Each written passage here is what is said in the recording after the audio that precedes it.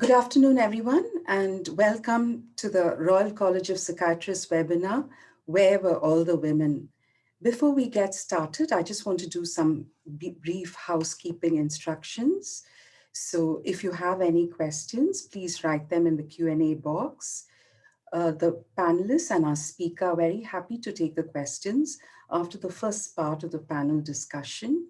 If you want to have a discussion amongst the audience, please write whatever you want to on the chat box.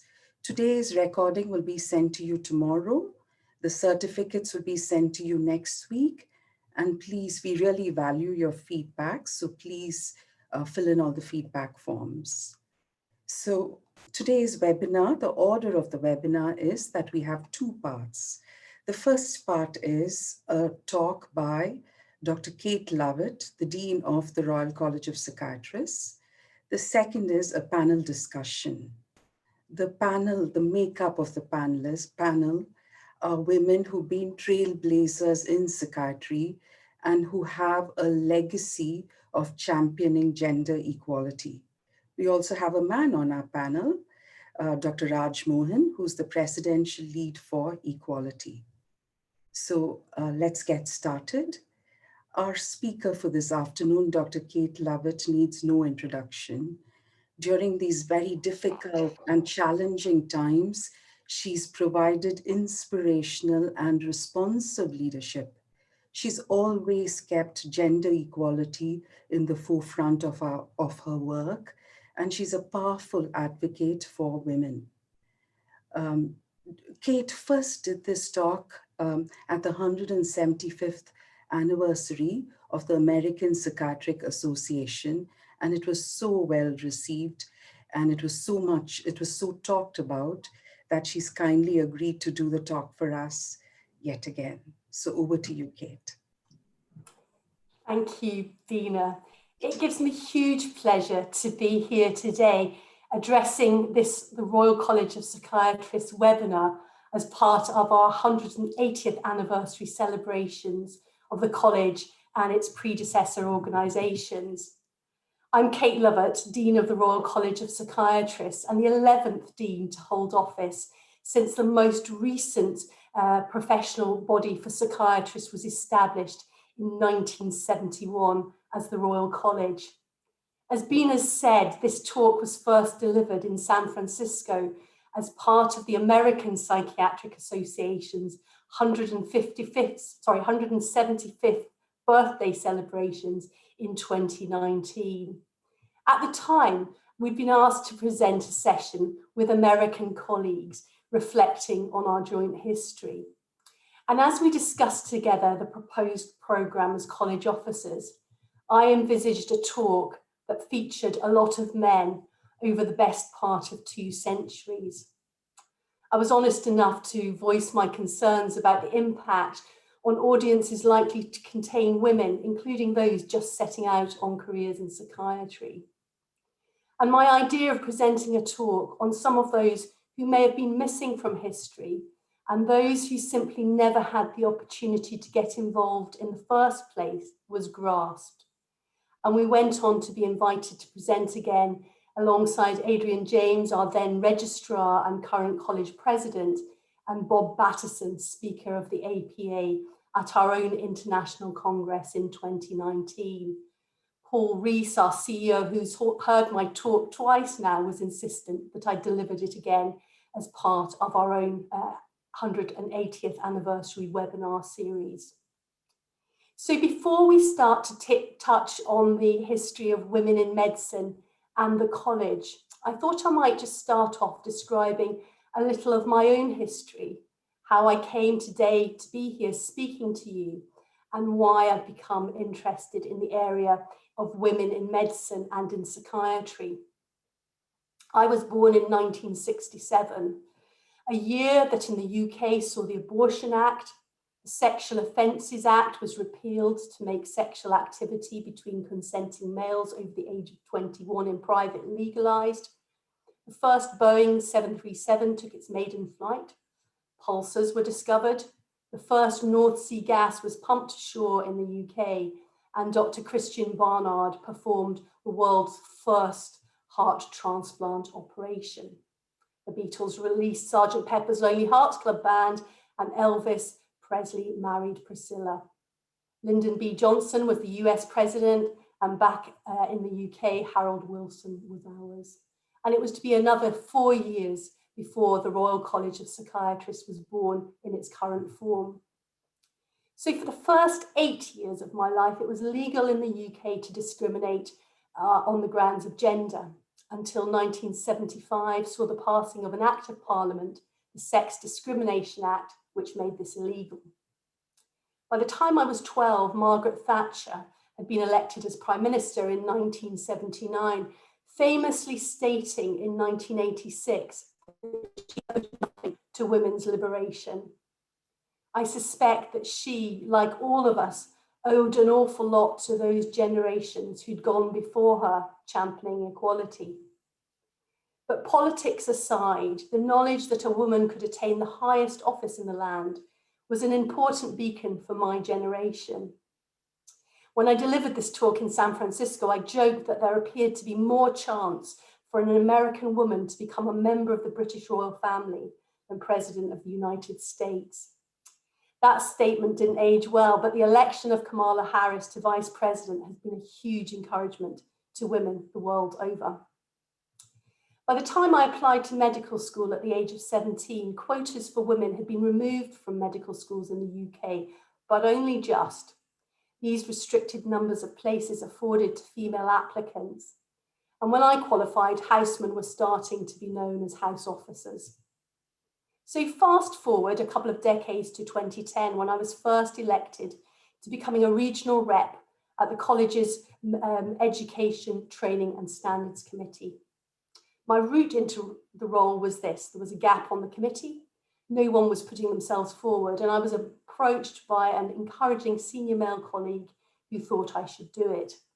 I reluctantly agreed, stood unopposed, and was not altogether clear what I'd agreed to or why I'd agreed to it, and headed off to my first meeting in London. And my first experience of the college was so profound that it moved me to write a poem, something that I'd not done since being in secondary school. The inspiration to this poem was a discussion about exam eligibility and whether any time on maternity leave could count towards the time requirement to be eligible to sit the exam. An austere, predominantly male committee gathered in an austere committee room on a dull London day, and a technical and legalistic conversation about time eligibility was followed by a puerile discussion about what women might learn sitting at home breastfeeding babies. Some sniggering followed by allegedly clever comments about attachment theory left me feeling frankly detached from the rest of the room and uncharacteristically moved to write poetry on the long journey home. Standards. Round the back of Harrods in the heart of Belgravia, embellished, panelled, painted heart of establishment. Debating, perhaps, not questioning. Quality, not qualité. How many days, how many babies, how many times? Resignation to nature's muck-up of an otherwise neat system. Discussion of nature, not of nurture. What's in it for patients? A degree of humanity, perhaps. The choice of a female psychiatrist, a balanced, contented workforce. Quality, yes. Qualities, yes, yes. But still, I'm not brave enough to say. 6 years on, thanks to several encouragers along the way, I found my voice, became elected Dean of the Royal College, and find myself in a position to influence how we do things. That responsibility is underpinned by key values of respect and the obligation upon us all to promote equality and fight against discrimination. So women in medicine in the UK has much to be indebted to America for. Elizabeth Blackwell was the first American woman to qualify as a doctor. She was the daughter of a Bristolian sugar refiner who moved to New York with his family when Elizabeth was 11. Her father, Samuel, these days would undoubtedly be considered part of the he for she movement, a liberal, Ardent abolitionist and believer that all children, including girls, should be given opportunity to develop their potential, he ensured that she received the best of educations. Following his death, however, when she was 17, Elizabeth and her family fell on hard times, and she and her sisters set up a school to generate income. Dissatisfied with the life of teaching, she resolved to become a doctor. Rejection upon rejection did not weaken this resolve, and eventually she was accepted into Geneva Medical College in upstate New York. The college faculty were unable to reach a decision as to whether to admit her, and put it to the vote of 150 male students, who unanimously voted to let her in. How the vagaries of history hang on a thread. She graduated in 1849. In 1858, the Medical Act came into existence in the UK, which recognised doctors with foreign medical degrees who'd practiced medicine abroad. And at the time, no UK university was accepting female medical students. Elizabeth Blackwell was therefore the first woman to enter the medical register in the UK, an Anglo-American woman pioneering the way for women worldwide to enter not only the medical profession, but also arguably starting the move for women to be admitted to universities in the UK, something they so far had been excluded from. For what is done or learned by one class of women becomes, by virtue of their common womanhood, the property of all women. We have much to be indebted to Elizabeth Blackwell for. Her life was not at all easy, and indeed she is also quoted as saying, "It is not easy to be a pioneer, but oh, it is fascinating. I would not trade one moment, even the worst moment, for all the riches in the world." Prior to Elizabeth Blackwell's entry into the medical register in the UK, only one woman had managed to practice as a doctor, but in secret. The legendary Margaret Ann Bulkley, also known as James Barry, who served as a surgeon in the British Army, having graduated from Edinburgh University in 1812. She adopted the name and persona of a man, both in her private and professional career, throughout her entire adult life. On the 6th of July 2019, Edinburgh University posthumously awarded the degree of MBCHB to 7 of its students, who, although successfully completed their medical studies in 1873, were denied the right to graduate on account of being women. These students faced not only discrimination, being charged higher fees on the account of their gender, but were humiliated, assaulted, and sexually harassed by their fellow male students. The most famous of the Edinburgh 7 was Sophia Jex-Blake, who went on later to set up the London Medical School for Women. By denying women the right to sit final exams by the university, they were denied the opportunity to become registered. Women needed to find ingenious loopholes to overcome the barriers to entry to the medical profession. Elizabeth Garrett Anderson got around this by sitting the licentiate of the Society of Apothecaries, having been refused entry to medical school, but obtaining private tutoring. But the UK medical profession were having none of it. They subsequently changed their rules of their organisation to bar women. Undeterred, she subsequently achieved a medical degree from Paris and became the first female member of the British Medical Association. Their response, like the apothecaries, was having admitted one woman, was to vote to prohibit the admission of further women. Sophia Jex-Blake, although establishing the London School of Medicine for Women in 1875, still faced the fact that no London academic institution would allow women to enter their examinations. Again, ingenuity and collaboration came to the rescue, and she partnered with the Irish College of Physicians and Queen's University of Ireland to admit women students to take their exams. It seems that the medical establishment's reluctance to accept women on equal terms is deep-seated, and ironic that in the year in which the Edinburgh 7, including Sophia Jex-Blake, were posthumously awarded degrees and offered an apology by Edinburgh University, that the British Medical Association launched an urgent inquiry into sexual harassment, misogynistic behaviours and the sexist culture within some of its male-dominated committees. But for women, in the end of the 19th century, gradually societal attitudes were starting to shift. And by 1917, over 400 students were enrolled in Jex Blake's London School of Medicine for Women.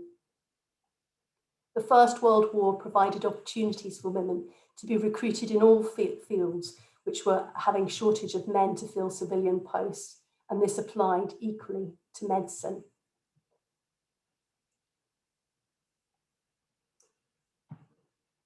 Meanwhile, the early part of the 20th century saw struggles for women's suffrage.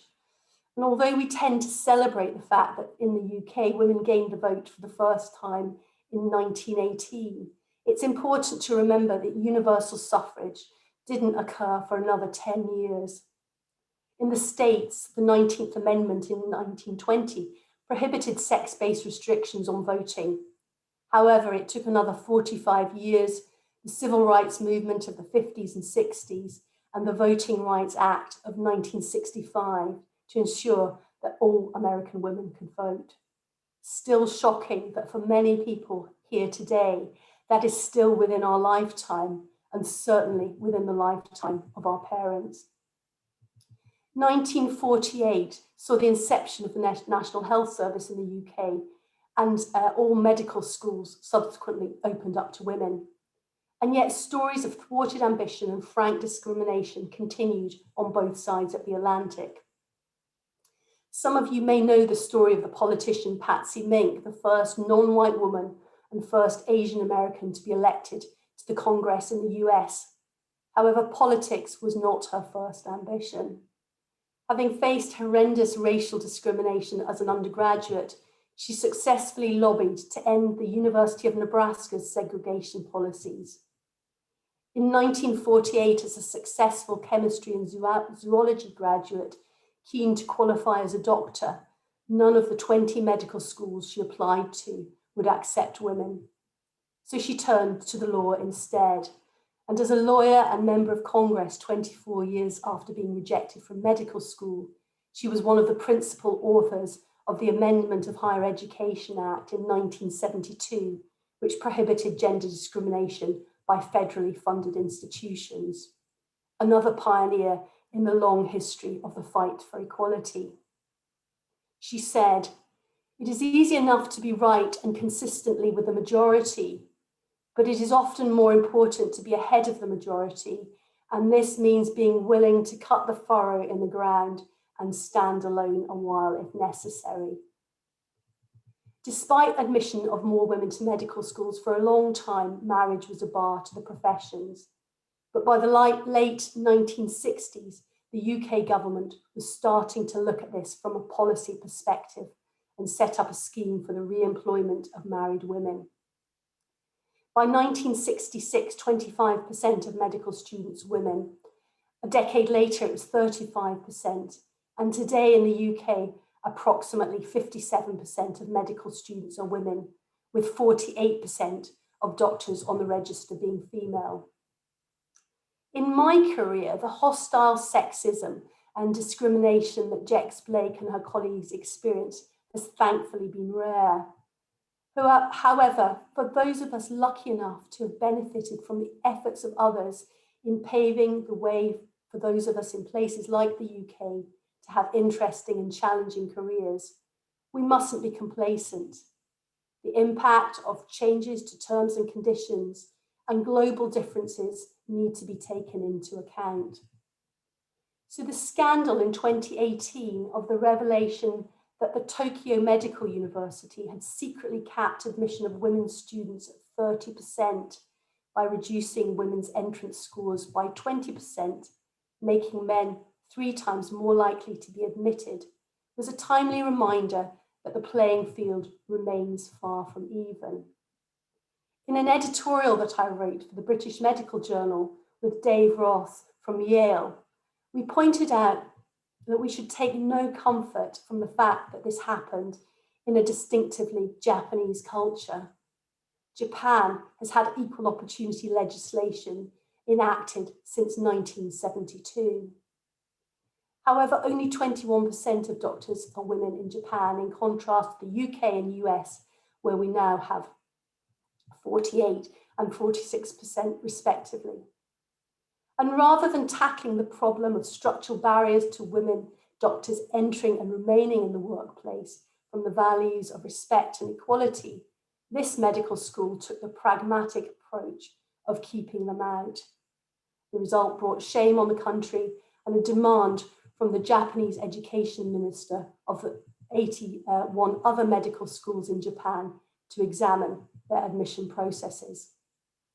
A fascinating US study by Halley and colleagues, published in 2018 in the BMJ, examined a large data set of physician mothers connected on social media via the Physician Mums Facebook group, which has 71,000 members, mainly based in North America. The subset of almost 1,000 mothers completing an online survey was analysed qualitatively and identified that these women perceived motherhood to be an independent factor separate from gender, which was discriminating.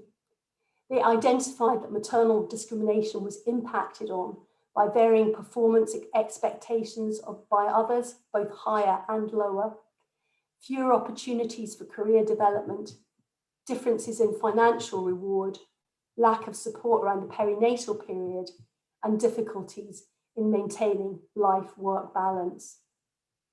In a world where women spend substantially more time on unpaid caring responsibilities and domestic tasks than men, we need to remember that women doctors often have the so-called double burden of work. We also need to remember that all medical parents have complex and challenging lives and ensure that our systems support both men and women fulfill their potential as parents as well as doctors. What Halley's study was not able to examine was the drivers of discrimination, including societal expectations, medical culture, and how interpersonal interactions, including during training, affect the relationship between cultural norms and experiences. It also didn't explore the psychological barriers which Sandberg has hypothesized can reduce women's expectation of their own and others' potential. From a policy perspective, with international shortages of medical personnel and changing demographic, this work urgently needs to be done.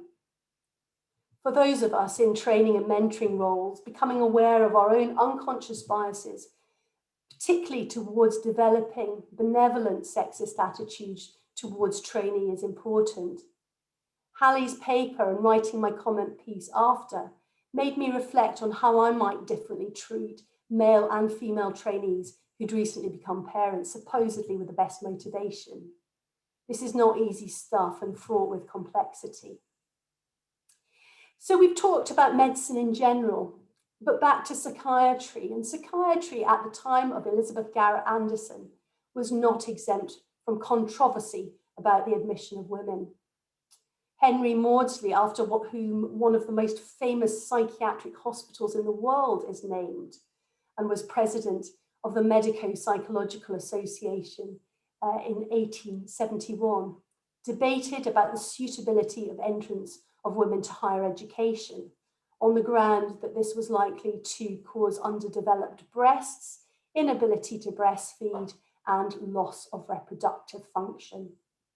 He said, "You might hide nature, but you cannot extinguish it. The result may be a monstrosity." So thanks to Henry Maudsley for that timely reminder of what damaging views can be born of lack of evidence and the harms done by policy based on nothing more than preconceived ideas and prejudice. In 1879, the Medico-Psychological Association altered their membership eligibility from qualified medical practitioner to medical men, which effectively barred the admission of women to the association. Despite this, however, Jane Watterson in 1888 became the first woman to acquire the qualification of the association. In 1890, an issue of the British Journal of Psychiatry There's a piece by Dr. Gerhard in the annual report of the Harrisburg Asylum, Pennsylvania, entitled Female Physicians and the State Hospitals for the Insane in the United States. In it, he describes the forward-thinking strategy of the trustees to appoint a female physician, Margaret Cleaves of Davenport, Iowa, to look after women patients. He also reported the employment of a female physician in another state hospital and commented that women had so fully shown their potential and their ability in every respect to occupy such prominent position with all the varied and arduous responsibilities, both executive and professional. He urged medical superintendents and trustees of hospitals to avail themselves of this much needed and well recognized reform. In 1893, the wording for eligibility for the Medico-Psychological Society was changed back, some 14 years on from the previous change to exclude women to registered medical practitioner, following on from recent reform at the BMA to readmit women. This paved the way for Dr. Eleonora Lillian Fleury to be elected as the first woman member of the association in 1894. Born in Manchester, daughter of a doctor, she was the first graduate of the Royal University of Ireland and worked at the Richmond Asylum for 27 years, where she had a prominent role in developing mental health nurse training. Intriguingly, part of the story is that she helped conceal and helped wounded Republican fugitives, and as a result was arrested and imprisoned herself in 1923, returning on her release to work until her retirement in the asylum. However, it was not until 1939 that we saw our very first president of the Medico-Psychological Society, which by this stage had achieved Royal Charter status.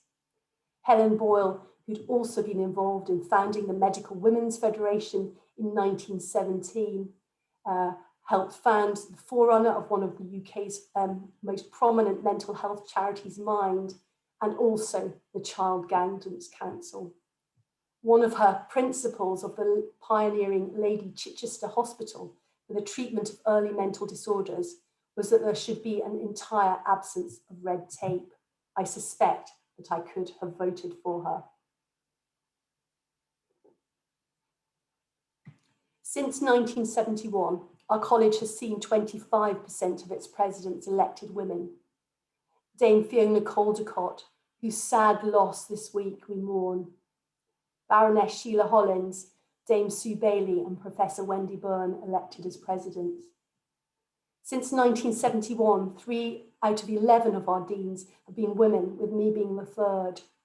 Today, 50% of our top team in terms of our 4 honorary officers are women, and 50% of our board of trustees.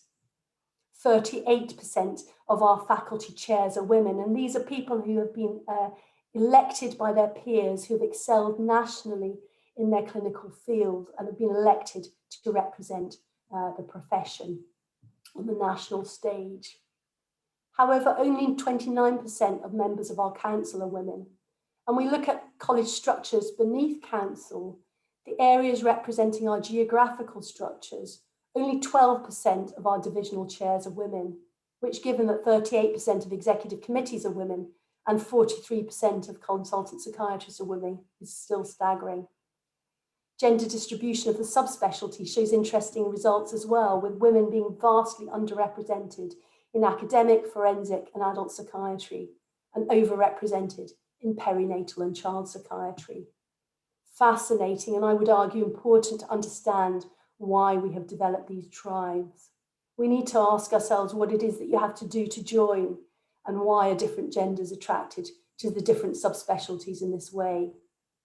And in our recent elections for honorary officer posts for Dean and Treasurer, only 1 out of 8 of the candidates were female. So there we go, a whistle-stop tour of women in medicine in the UK. In celebrating our 180th anniversary, I hope this partially answers the question, where were the women? However, my real hope is that we'll leave this session pondering what is arguably the more important question, where are the women? Over the years, we've had 5 female presidents, 3 female deans, 3 registrars, but only 1 treasurer. And to date, we've never had a female editor. It seems that whilst we've made some inroads into leadership, policy, education, we are yet to conquer money and academia.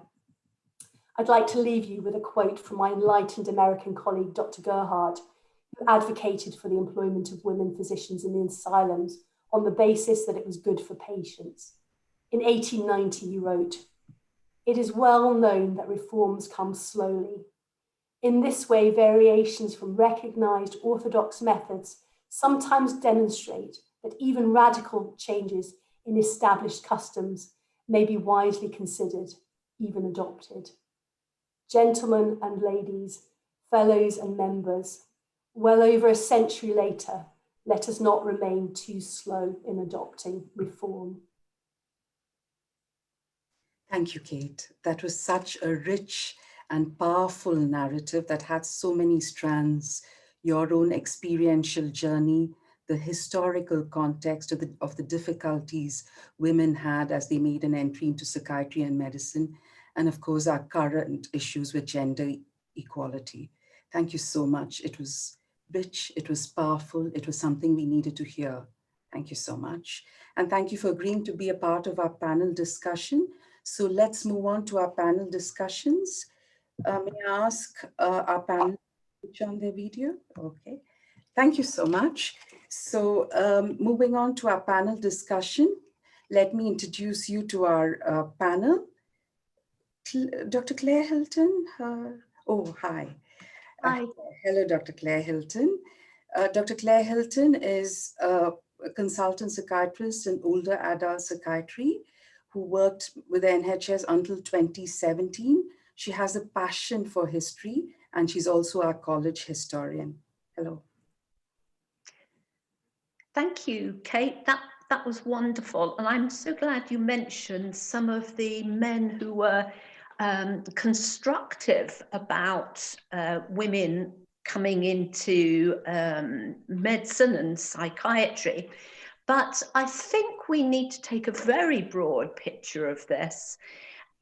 As late as 1934, you were getting comments like a woman asking a female psychiatrist, "Do you like your profession, Dr. Everest?" I think it must be horrid and rather coarsening for a woman to have to deal with mad people.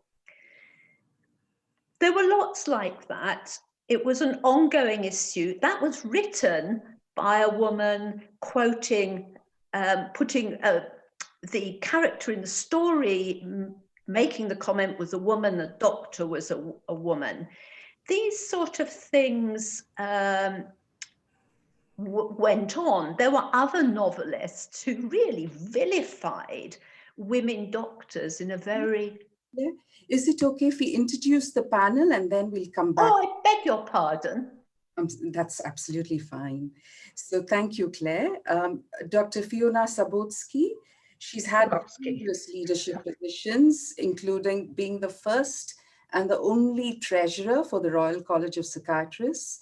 She's been the medical director for the Maudsley Hospitals. She was the president for the Medical Women's Federation, just to name a few. Hello, Fiona. Hi. And Dr. Janetta Rands, who's worked as a consultant psychiatrist and worked with the NHS for over 34 years, and who has a history of championing gender equality throughout her career. She was also a senior lecturer at UCL. Hello, Janetta. And Dr. Kate Lovett, our Dean of the Royal College of Psychiatrists, who was our speaker. Hello, Kate, again. And Dr. Raj Mohan, who's the chair of the Faculty of Rehabilitation Psychiatry. He's our only man on the panel. He's also the presidential lead for equality. Hello, Raj. So, hello, Bena. Thank you for asking me. So I think the history, and you know, psychiatry past history is very important because it explains the context of things. And Kate, you explained it, you've set the scene for us about this, you know, all the difficult challenges that women have had as they made an entry into psychiatry and medicine. Claire, I know you've started your narrative. Anything that particularly stands out for you with events or with people as you think about the history of that time when women were finding it difficult to make an entry into psychiatry and subsequently establish themselves? Apologies for making a mess of that a few minutes back. I don't think there are any particular events, but it was a whole sequence of situations. We had Queen Victoria. She never had a woman doctor. She was very happy to be ruling over all the men and women in the country. She had chloroform in labour, not a woman doctor. Women should be at home and doing all the domestic chores. Women, though, looked up to her as a role model. So you get these tensions that run throughout between role models. Some of them were saying things which were constructive, some weren't. You had the awful thing of this marriage bar that Kate alluded to the extent that at least one woman appointed to the Maudsley in the 1920s, appointed by her medical colleagues, didn't take up her job because the London County Council that funded it refused to pay her a salary. She was married, she didn't have children, and she was desperate to work in psychiatry. And one reason we don't hear about a lot of these women, I think we have to wonder what they wanted to achieve. For example, a woman medical superintendent of the famous The Lawns Mental Hospital in Lincoln. Her name was Jane Short. She was only medical superintendent for 3 years. She resigned to get married. I tracked her down, I think, to being a GP. And then we have the situation of quite a lot of women actually working in these asylums. But in order to carry on their career and have a family, they were treating the asylums very much as their own GP training scheme, so to speak. They were doing a little bit here and a little bit there. And then you get those who were really welcomed into the mental hospitals by the medical superintendents, but who'd had a right struggle in getting their medical education because their fathers had refused to educate them. People like Octavia Wilberforce, first woman doctor to work at Graylingwell Asylum, a real role model, and she knew it as well. She wrote in her autobiography, "I have really made a good impression for future women." And this whole story begins to come out. But I would really like to know what the women wanted to achieve at that time. And Claire, I think that was such a good question, because it's so hard when you don't have role models, when you don't have familial support, societal support, you don't get paid. It's so hard to find out what it is that you want and to pursue it. Absolutely, very good point. Fiona, if I could move on to you. You've held all these leadership positions. If we fast forward things and come to 1994, when you were a medical director of the Maudsley hospitals, what was the uptake of women at that time? I'm sorry, I didn't hear that last bit. What was the uptake of women at that time? When I went in as a consultant, I was the only female clinical consultant.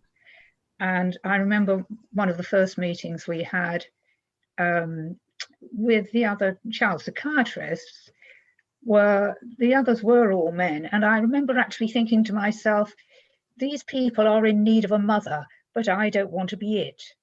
But later on, I did become, in fact, the medical director, because I'd had management experience within King's, where I was, that was my major job, before they combined the two hospitals. And I had decided, well, one of my reasons for pursuing things in the very first place was a principle of, if you don't like the rules, get into a position where you can change them. That pushed me into the college, because I thought, there's a good place to start. And in terms of college things, that was picked up by Izzy Colvin in particular. But I also had another theory, which is if you're on a committee, never volunteer to be its secretary. So I did, which I would strongly recommend. And so that meant that I was occasionally treasurer in order not to be secretary. You know, if you turn up to a meeting, you get landed with things.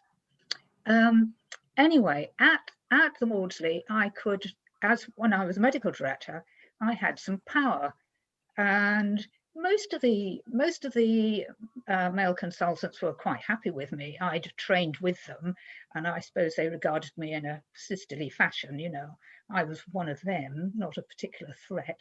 But behind the scenes, and I think this was a bit of a kind of stealth movement, I altered the contractual arrangements so that, for instance, they'd never had person specifications in the Maudsley structure before. So I put in requirements for communication skills and evidence of interest in the job at hand. You know, nobody could call those gender focused, could they? But strangely enough, I only had to interfere directly a few times, and the rest just rolled forward. So by the end of my time, I gave a party for them all at home, which was very pleasant. You used the word stealth. You had to use a stealthy approach. Was that essential? Did you think that was? Well, I think, first of all, I was good at it. And secondly, I was thinking, partly in respect of what Kate has said, Elizabeth Garrett Anderson and Sophia Jex Blake used completely different methods, but both were important. And I was more of the Elizabeth Garrett Anderson type. I didn't think of it at the time, but I'm just mentioning it to sort of go through the formal processes. And yet, if there are other people agitating on the side, that's fine too. I know you're calling it, you're using the term stealth, but it feels like that was a very matriarchal leadership style where you were quietly effective and you were quietly nurturing people. You'd have to ask other people. But yes, I had the consultants eating out of my hands. Management was the other matter. But it did. It was not, I enjoyed it. I did enjoy it. Lovely. And at a time when there were so few women role models, you've taken up all these leadership positions. So where did you get the courage? What drove you to achieve these positions? Well, I think in the first place, my mother was a doctor. So therefore, I knew it was a possibility. Mm. And I even had an ancestor in charge of a lunatic asylum. So, you know, and the other thing was, in my family, I had 3 brothers near me in age. You had to fight for your own fair slice of the cake. And so I realized when I became a consultant, that was the best training I'd ever had for this position. Getting the piece of cake, absolutely. Yes. Thank you so much. Janetta, you've edited this amazing book, which I think is a must read, Women's Voices in Psychiatry. So what drove you to getting this book published? Thank you. I must say, I was a hired trainee at the Maudsley before Fiona was the medical director, and I wish that we'd overlapped because it would have been a much easier experience, I expect. So this book started in 2015 because I left the NHS in 2015, and like many people, I was asked to do an exit seminar, and I chose to look back over my career since the time I was admitted to medical school or applied to medical school, and call my talk Career Reflections of a 1970s Feminist, which I thought I fitted the bill reasonably well. And so I put together this talk of about an hour of a lot of experiences, not just mine, but of women colleagues and women patients, specifically looking at women's experiences. And at the time, I thought this was history. We'd moved on. But I was shocked to find after the talk that the women trainees at the time told me nothing had changed. They still felt they were getting harassed regularly in their jobs. They felt they had unequal work opportunities. They felt they were unfairly attributed for their contributions. And they were aware that there was quite a big pay gap, gender pay gap within medicine, which was already kicking in at their level. So I was fairly appalled by this.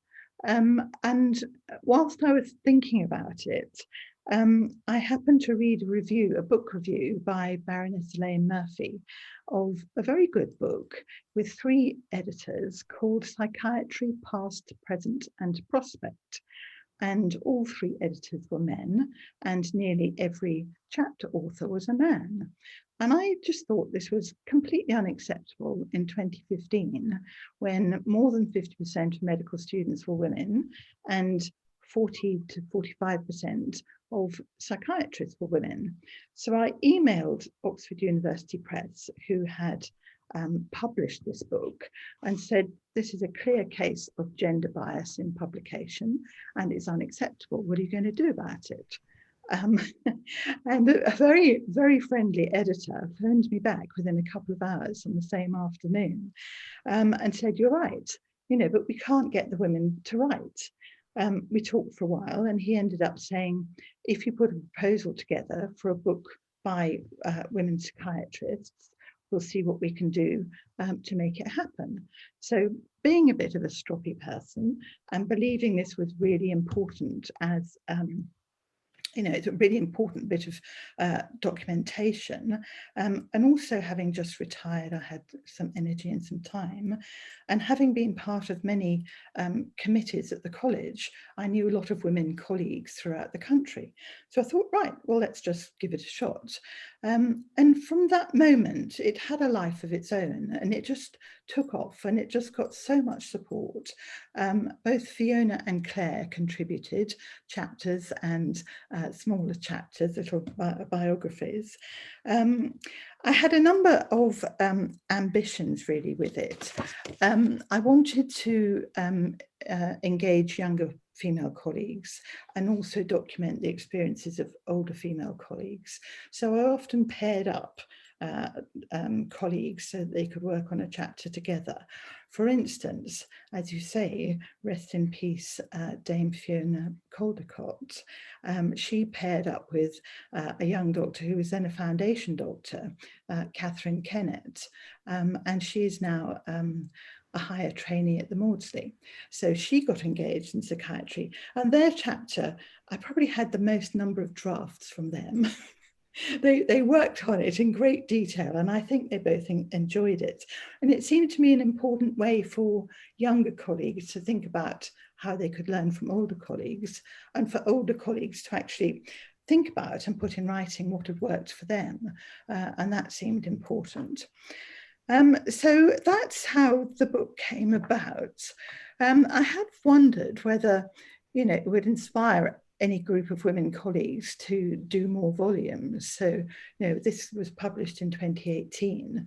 And if a younger group of women colleagues wanted to do volume 2 and then volume 3, it was something that could actually document the lives of women psychiatrists in a continuous way.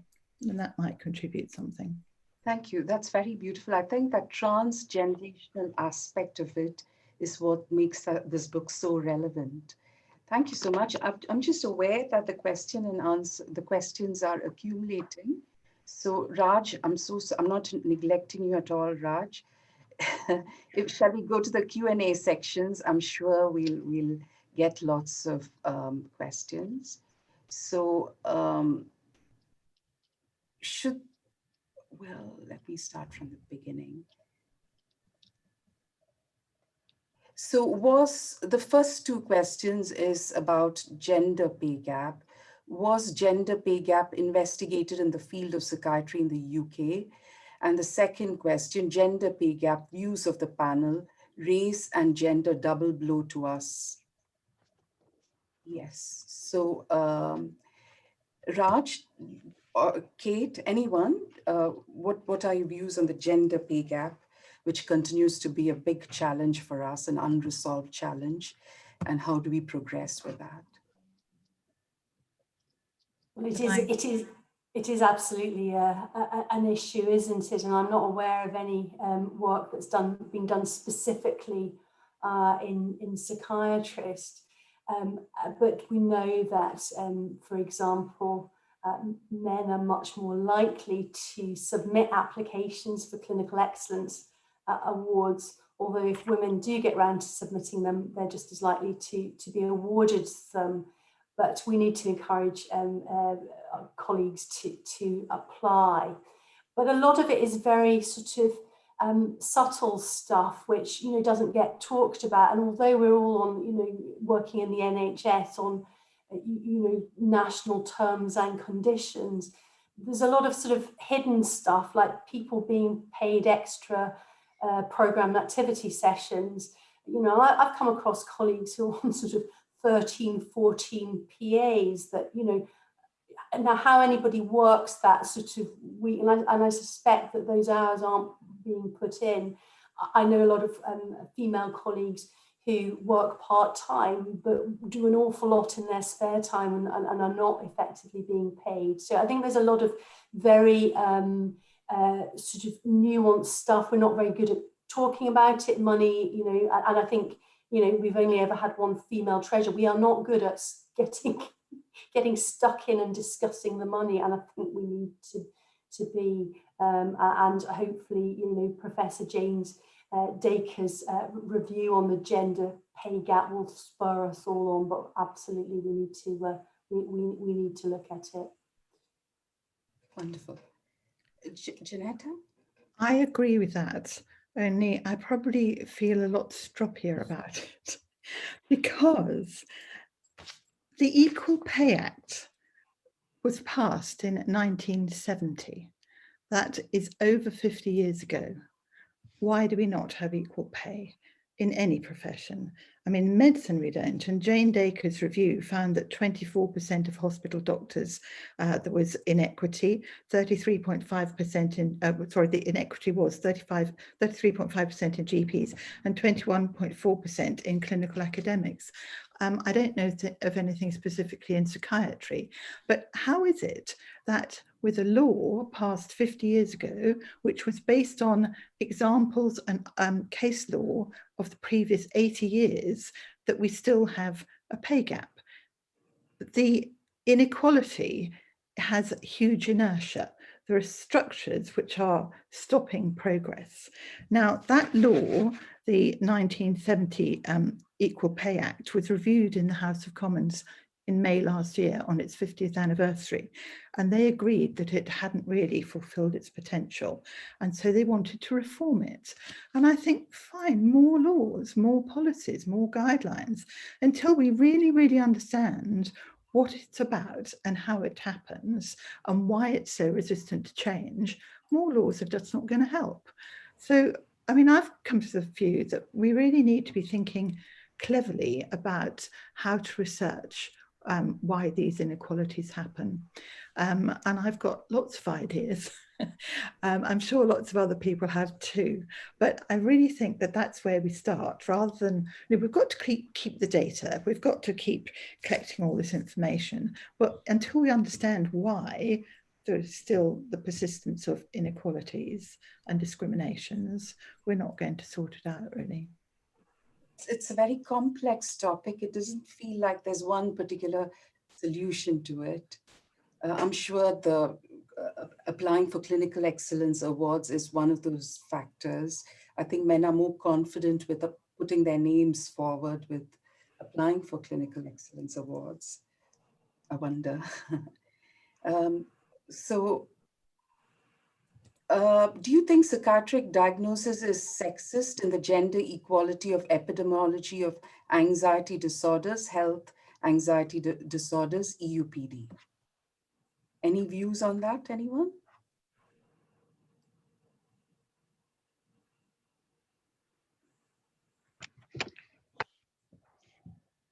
Well, it's a huge topic, isn't it? And you know, being absolutely, so I think learning the lessons from history, from the past, and some of the awful. I mean, Claire will be able to talk a lot more about this, but some of the awful sort of diagnostic labelling that went on in the past that particularly impacted on women, and much of which was to do with behaviour which was considered inappropriate and labelled as mental illness when it, you know, quite clearly wasn't, and we kind of look back and balk at some of the things that went on. But I think we need to be equally rigorous in asking the same kind of questions of our current practice, and be really quite critical about diagnostic labels, and really try to focus on the person in the middle of a complex biopsychosocial situation, rather than, you know, adding labels without thought or care. Labels are very important for symptoms and underpinned by science, and we mustn't move away from that, but we do need, I think, to be very critical of ourselves in focusing on the patient at the centre of it all. Wonderful. This is a comment that Jennifer Ben has made. In my experience as an appraiser, women underplay their achievements compared to men and put more value on clinical work rather than arguably higher status public work on committees, and less likely to apply for Clinical Excellence Award. Why do you think this is? I suppose goes back to our earlier point. Anybody, any thoughts on this? Yeah, can I come in, Bina? I think I also want to go back to the question about the gender pay gap as well. The college has actually reported gender pay for the last 2 years. The college has less than 250 staff, and they're not obligated to do it, but they're doing it, which is a very good example to set.